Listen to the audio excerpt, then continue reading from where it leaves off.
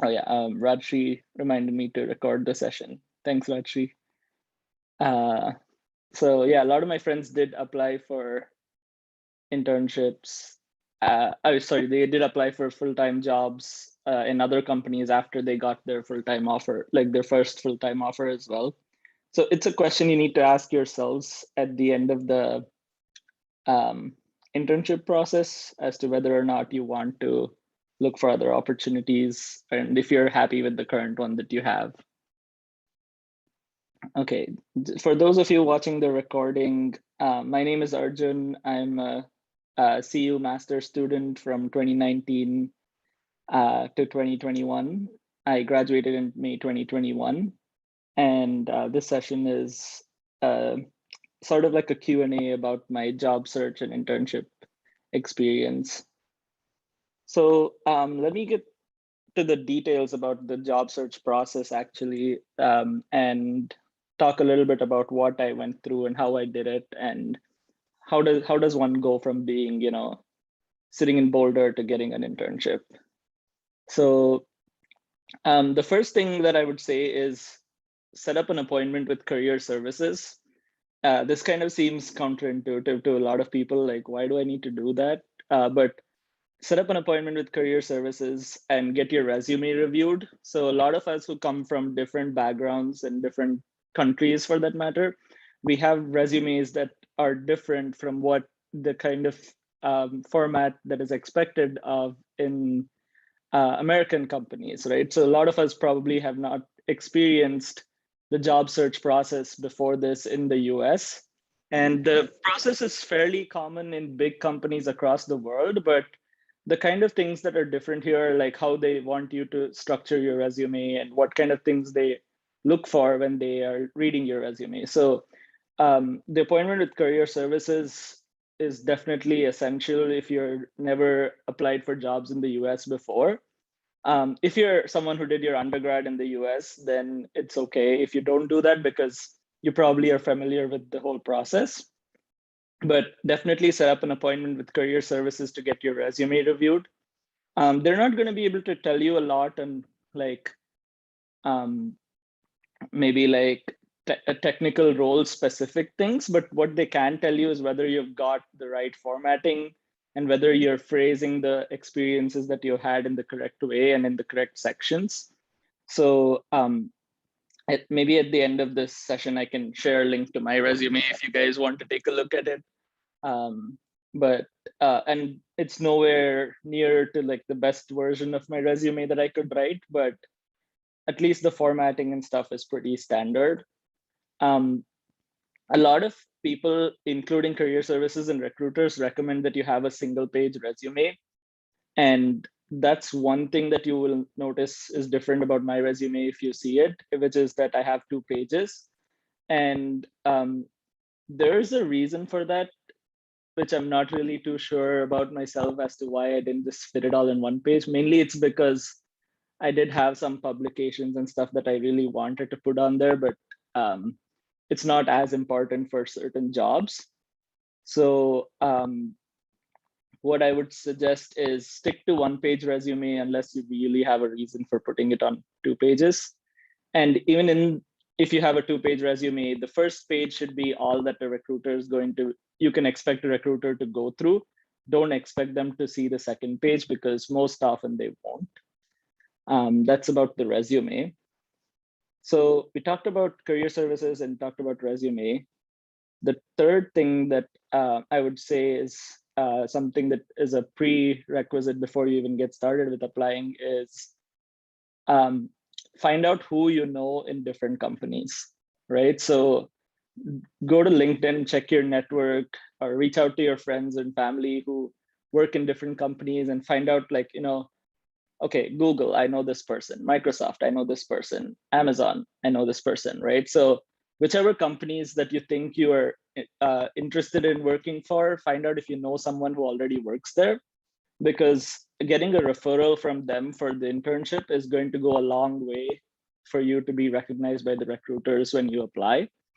Because each of these companies get like thousands of applications within the first few days of them even posting their job requirements. So It's really helpful to get a referral to stand out among the crowd.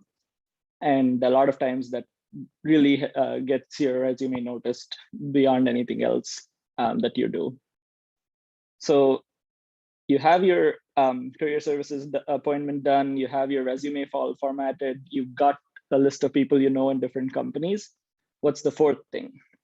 So the fourth thing is make a spreadsheet which has all the companies that you want to apply to, which has a column for their job posting link, which has a column for like when they want you to apply by. So some companies don't really give you a deadline for when you need to apply by, but generally you can expect them to not really see applications after like a month or so of the job posting in that recruiting season. So if you take like fall 2021, let's say Google's internship posting came out 2 days ago, they are going to have like a month or so of waiting period before they start actually like processing all the resumes and starting interviews. So you can expect resumes that come in before October to get picked up for the fall 2021 season. And then probably if they don't fill all the roles, then they'll recruit more in spring.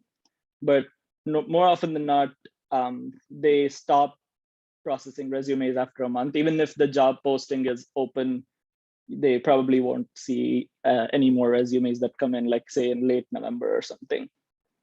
So have a spreadsheet that has all your jobs that you want to apply to, like all the internship programs and the links to it, and when the deadline is if they mention one, and who you know like for a referral. And start reaching out to the people who you know who can give you a referral first, because that's more important than anything else, right? You want to get a referral if you can get one. So don't reach out to people to refer to you after you've applied, because a lot of companies need you to be referred first and then apply to get the referral to count. So make sure you check with that person whether that company's referral process is get a referral and then apply, or apply and then get a referral, right? So you want to make sure that is pretty clear. And in terms of like how to actually find these job postings, LinkedIn is by far one of the best places to go to figure out what job postings are available. So go to LinkedIn and set up an alert for anything that is software engineering internship in the locations that you want to work in. You can be picky about the location that you want to work in, but don't be too picky. So it's okay if you have to intern in like the East Coast or somewhere different from Boulder. Don't restrict yourself to companies that are in your area or something. And yeah, so LinkedIn is one of the best ways. The other way is for all these companies go into their careers pages. So careers.google.com or Facebook careers, just search in Google for whatever company followed by careers, and you'll get the careers page. Most of them, like the big companies, have a feature to set up a job alert. So you can search for specific criteria like internship, software engineering, or full-time software engineering, and then set up an alert. So whenever the posting comes out, you'll get an email. You can do that at LinkedIn. You can do that on each of the respective career pages of the companies that you're interested in. And that's really kind of the best way to figure out what companies to apply to. The third best way is to like ask your friends as to which companies they're applying to. So this is one thing a lot of us tend to like not do, which is talk about our process. Definitely reach out to your classmates and your friends and ask them where they are in their search, because a lot of times you might not have seen some posting, but your friend might have just applied to it. And if it's a big company, they're going to have enough and more internship slots to accommodate both of you if you get through the internship process. So there's no there's no point in having secrecy about your job search process. So definitely reach out to your friends or classmates as to what they're doing and get their get an understanding for where they're applying to or who they're contacting. So that's how you can find these internship links. And definitely when you do that resume review with career services, they're going to ask you to update your LinkedIn profile. So keep your LinkedIn profile up to date as well. And you can mark that you're open to jobs on the portal, so that'll put like this green thing on your profile picture saying you're open to work or something, and that helps in getting you noticed. So that's one more step, I would say. So before I go further, any questions so far about career services, your resume, finding jobs, referrals, anything at all? Okay, cool. So now that we've got our spreadsheet with all the job postings, it's more like a living document. You want to keep updating it as you go. So you can have a status column there saying, I've not yet applied, I've applied, I've got a referral, I've started the interviews, and so on and so forth. So what's the next step after you apply? Well, the next step is to hope for a callback, right? So you're just going to sit and wait till they call you. Well, don't just sit around, start preparing for interviews. So go sign up for a LeadCode subscription. Maybe you can like pull in a bunch of you, like 4 or 5 of you want to like study together for interviews, then you can all get one common LeadCode account, and then like create different sessions so you can each track your individual progress on LeadCode. So LeadCode is this website which lets you practice coding problems for interviews. I'll leave the link in the chat. It's basically leadcode.com if you've never been there. I think I accidentally sent it to Rajshri. Let me send it to everyone. Okay, leadcode.com. So that's a good website to kind of practice your coding interview skills. There's a lot of cool features on LeadCode that I can actually maybe share with you guys. Let me try doing that. Just to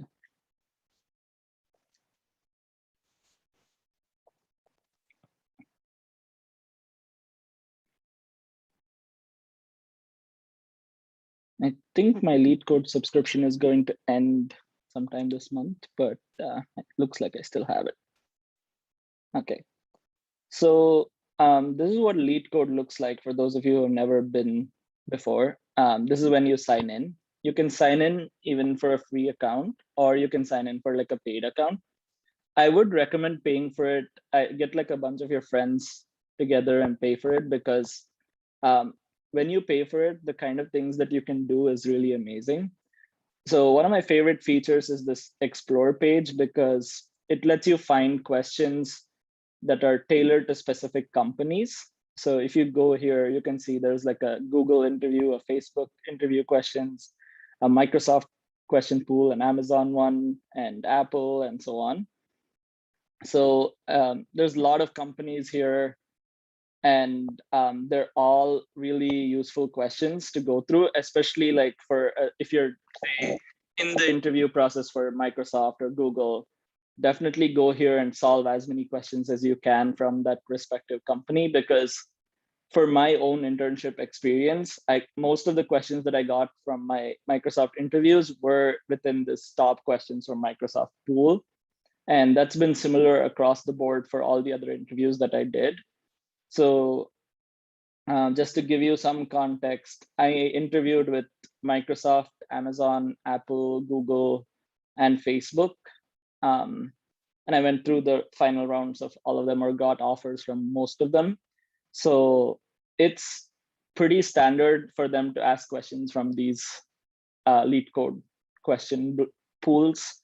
And I guess part of the reason is software engineers who interview you are pretty busy, and they don't want to come up with new questions. So they come here and find a question that they like and give it to you. And more often than not, it's from one of these things.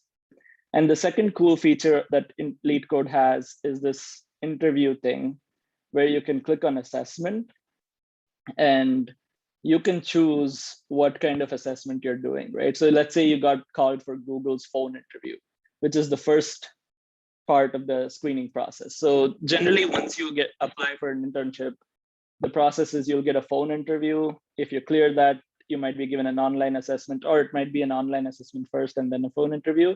One of these two happen, and then you'll have an on-site interview, which for you guys might be virtual. So generally it's like that. There's a 3-step process: phone or online assessment, and then on-site interview. So you can select one of these and click start. So what happens is you'll get 2 questions, 1 hour to complete, and it'll be sort of like a timed test where there's like this ticking timer and you have 2 questions and you can submit an answer. And it'll give you your feedback right away saying whether you did well or not. And once you finish, you can see what the questions are. And this time you can actually go to the solution pages, maybe not before you actually attempt it, but or maybe this question doesn't have a solution, but some questions do have solutions. So you can actually go check out the solution. Let me give you an example.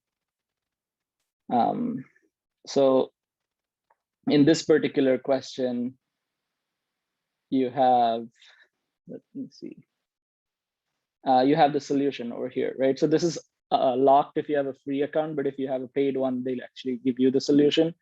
And reading through these solutions actually helps you become more familiar with how to approach these kind of problems if you've never seen them before. And they're very helpful in getting you to prepare for your interviews. Okay, so that's how to prepare for interviews. I think I wanted to mention, okay, so besides the whole, applying for jobs online through LinkedIn or from their own career pages, some events on campus definitely help. So Apple generally has an Apple recruiting event on campus in both fall and spring. And they do give out interviews on the spot based on your resume. So that's definitely one really good way for you to get your resume noticed. And that was one of the ways I got my Apple interview as well. I went to the event on campus and they were able to like interview me on the spot. And then I had more interviews online later. So that's one really good way to get an internship interview started. And the other big event that happens is the career fair that happens in every semester. So the CS department has its own software engineering career fair, and there's a bigger university career fair. A lot of times the career fair itself might not be too helpful in giving you an interview on the spot, but it does help you find recruiters who are looking for roles. So if not for the big companies that have a very standard process, the smaller startups and companies do give you interviews from career fairs. So definitely do check them out and like polish your resume and take it there and give it to as many people as you can. It's probably helpful to put a QR code on the back of your resumes in case the recruiter wants to just scan it or something. So instead of having to type out your name, they can just like point their phone at it. So that might be helpful for career fairs. So in terms of the process, we talked about finding internships. We talked about how to get your resume in order, and we talked about LeadCode. So once you do actually get an interview, what I want you to keep in mind is it's not so much them assessing you, but more of them having a technical conversation with you to identify whether you would be a good teammate to work with. So it's not like an examiner examining you to find out if you can pass or not, but rather a colleague at a company trying to figure out whether you'd be a good teammate or not in that team and in that company. So don't get into the mind frame of like, oh my God, this is an assessment or this is a test, because that'll just stress you out. Prepare as much as you can before in terms of doing LeadCode questions or talking about behavioral interview questions with people. I'll talk about what these are in just a second. But on the day of the interview, think of it more like a conversation that is in a technical framework rather than as an exam or an interview, because that really helps you take the stress out of it. Or at least for me, it was like that. After you do your interview, definitely send an email to thank your recruiter for setting those interviews up. That kind of shows that you're proactive and that you're actually interested in the role, as opposed to like just leaving it cold and waiting for them to get back to you. More often than not, they'll tell you that they'll get back to you in 2 weeks. If they don't, just ask the interviewer at the end of your interview how long it'll take to get back to you, and then mark that date on your calendar. So once you hit that 2 week or 1 week mark, just make sure that you're going to be sending them an email asking them whether you can whether you're clear to the next round or not, or whether they have any updates for you. So definitely send them an email to figure out what's going on. Okay, I think for some reason my Zoom is saying that I have a 40-minute limit. Let me try and figure. Okay. So do you guys have any questions at this point? In case the Zoom runs out, I want to get to as many questions as I can before that happens.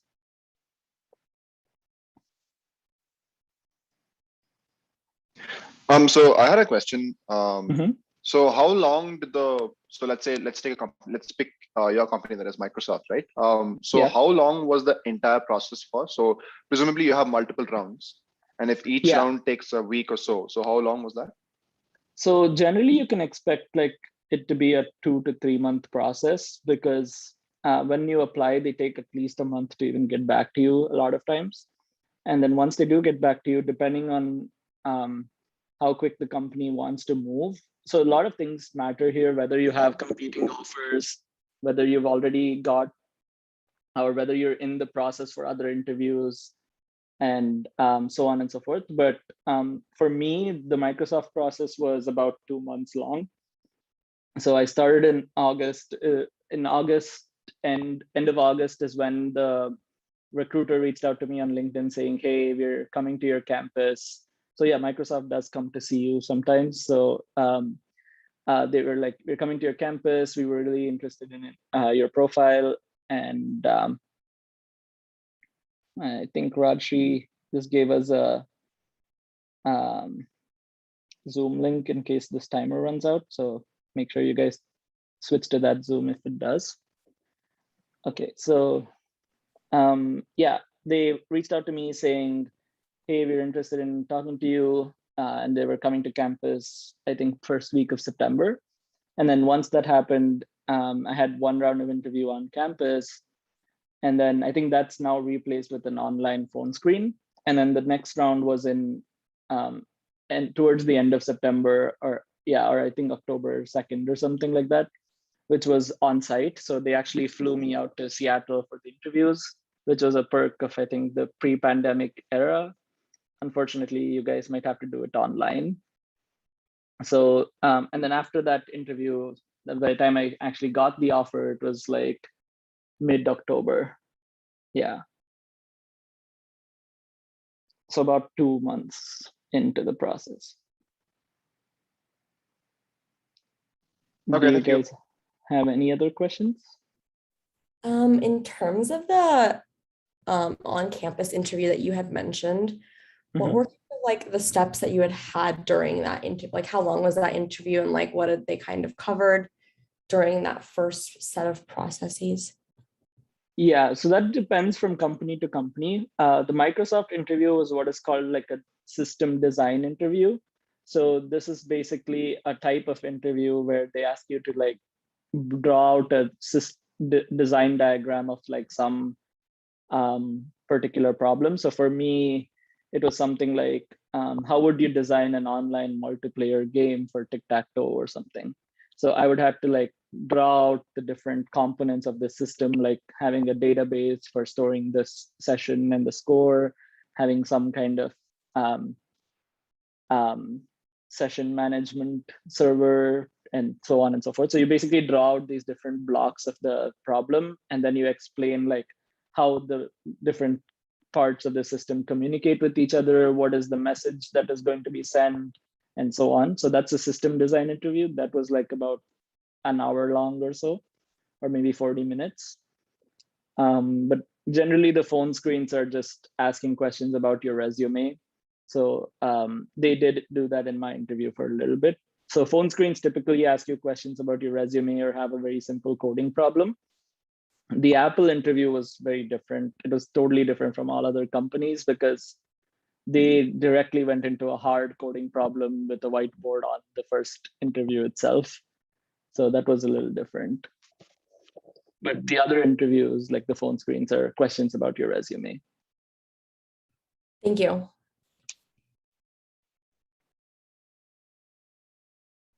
Okay, looks like this timer still seems to be running out.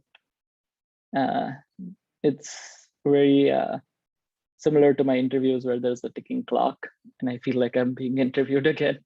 But yeah, if it does, I'll just see you guys in the next meeting. So I think 3 minutes left. Do you guys have any on this clock? 3 minutes left on this clock. Do you guys have any other questions that you really want to get answered before we go to the next Zoom session? Yeah, I had one question. So basically, how soon companies expect to start after your internship? So the internship timeline itself, generally, if it's like a summer internship, it's like a 12-week long internship that can start anytime between May to like June. So I guess it depends on your college schedule. So when is your next term starting? So I think for CU, it typically starts end of August. So you want to start as soon as you can. We typically end our semester by first week of May. So you can start as soon as possible, like the second week of May if you want. But it depends, I guess, for you guys on your CPT authorization if you're international students. So please do not start working until you have that CPT thing, because you'll be committing possibly crimes in the US by working illegally. So make sure you get your CPT and then start after the date of your CPT authorization comes through.